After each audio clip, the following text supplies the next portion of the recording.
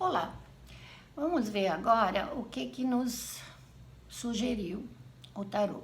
Essa semana eu tirei duas cartas, como sempre faço, um arcano maior e um arcano menor. Normalmente eu faço isso, por quê? Porque se a gente tira só o arcano menor, é capaz que nós tenhamos uma visão parcial da coisa, né? Sabemos que os arcanos são arquétipos. Então, eles mostram algo que está no inconsciente coletivo, tá? E depois, o arcano menor, ele dá mais significado àquilo que poderia ser a interpretação. E eu já tirei essa carta em outra ocasião, então vocês podem até ir atrás, né? Porque eu já publiquei outras vezes durante a semana, né? Em outras semanas, todas as semanas. E hoje eu tirei o Imperador, tá? É uma carta muito bonita. Eu adoro esse tarô, adoro. Desde que eu comecei a estudar, eu acho que nossa, fiquei apaixonada, né? Então mostra um homem, né? Um rei sentado num trono.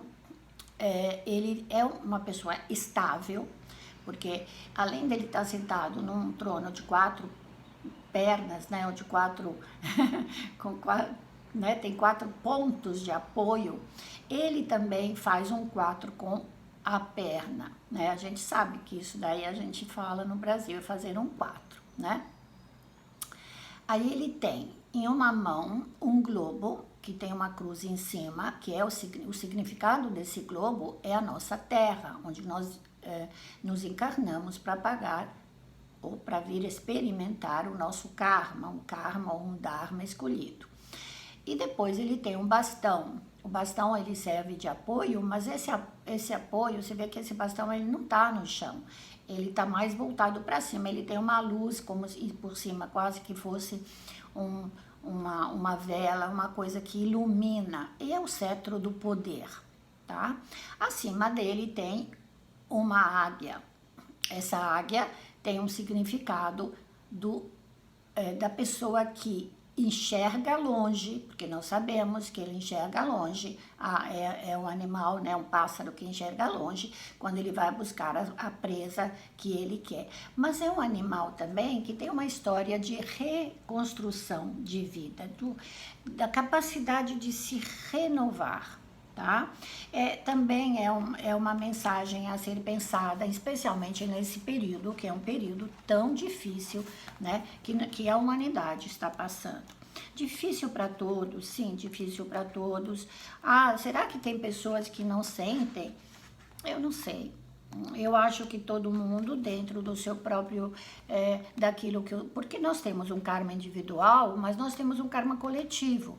Então, se eu moro aqui no Brasil, eu também tenho um karma coletivo junto com os brasileiros. Não posso ficar do lado de fora, isso é impossível, não é? Bom, essa carta, ela fala assim... O que fala o Merlin? O Merlin, ele fala assim, ela está no número 17. O número 17 está na esfera superior, no mundo estelar. Ou seja, ele fala do julgamento e da justiça divina. Muitas vezes ela fala do momento em que cruzamos o abismo. A ponte que nós usamos para passar por cima do abismo. Talvez ele até nos sugere, nesse momento, muita solidariedade. É uma coisa para pensar. Porque está justamente nessa roda, né? O tarô de Merlin, ele junta os mundos, quase como na árvore da vida, esse desenho que está aqui atrás, em 3 círculos. E o círculo superior é o do julgamento. Mas é do julgamento que não é humano, está acima da humanidade, ou seja, a humanidade precisa passar por isso. Ele tem uma analogia também com o planeta Júpiter, que, olha, por acaso, não é por acaso, ele entrou em marcha direta, exatamente esse fim de semana. Então, ele ontem estava paradinho, mas ele está voltando nesse movimento direto. Isso tem relação com como o planeta faz a sua revolução, né, em volta, em relação ao movimento da Terra em cima do seu próprio eixo, ok? Bom, isso daí é explicado na astrologia. Ele fala num potencial de energia, tá? E tem relação com o pai, pode ser o pai celeste, pode ser o papa, pode ser um rei, pode ser uma figura de autoridade. E tem relação com uma outra coisa na árvore da vida: sabedoria, compaixão e generosidade, que talvez seja a sugestão mais adequada para o nosso próximo passo, tá? Que isso também tem relação com Júpiter. Tanto que na astrologia, Júpiter, que rege o signo de Sagitário, ele também rege o alto clero e a justiça humana, como, por exemplo, dos juízes, dos procuradores, a alta corte, né? Então, tem relação sim, tá? Mas a chave principal para vocês compreenderem essa energia fala em compaixão.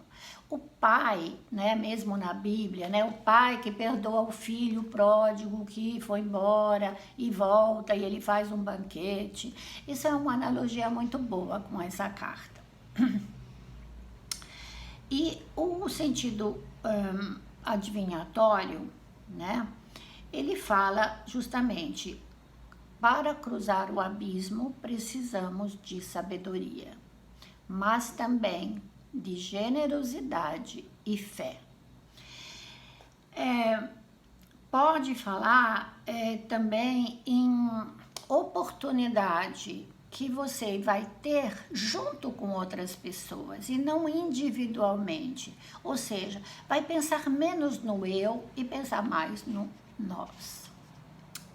Nós, como dizer, nós outros, nós juntos, tá? Porque senão fica parecendo que são os nós mas somos nós de uma corrente, né? Cada um segurando um nó, é como aquela corda do Círio de Nazaré, cada um segura um pedaço, né? Então é isso.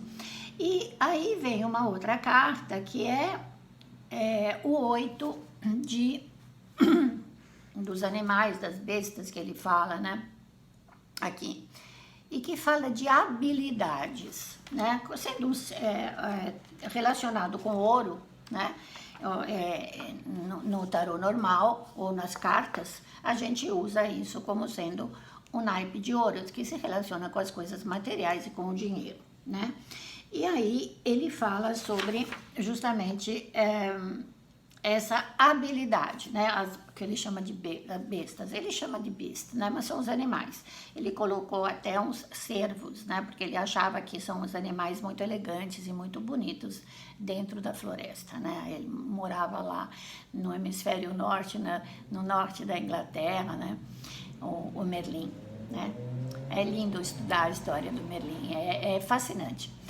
Então, e aí, essa carta, que é o número 8, é um número que na astrologia e na Cabala se relaciona com o planeta Mercúrio, que é o conhecimento, mas é também a habilidade. Ou seja, o que ele fala? Para você cruzar o abismo, você precisa de fé, de otimismo e precisa buscar dentro da sua maleta, da mala, eu falo que é a caixa de Pandora que a gente ganha quando a gente encarna, quais são as suas habilidades, como você pode usá-las. Então, é uma carta positiva, é uma carta que nos dá esperança, sim. Então, cada um dentro das suas habilidades vai utilizar e lembre-se, compartilhando o conhecimento, compartilhando, pedindo a mão de um e dando a mão para o outro. Nada de ficar sozinhos nesse momento, tá? Para a gente superar esse momento, precisamos disso, de fé, de otimismo, de sabedoria e de habilidades. Quais são as suas? Tá? Uma boa semana para você. Namastê. Fique com Deus e não perca a fé.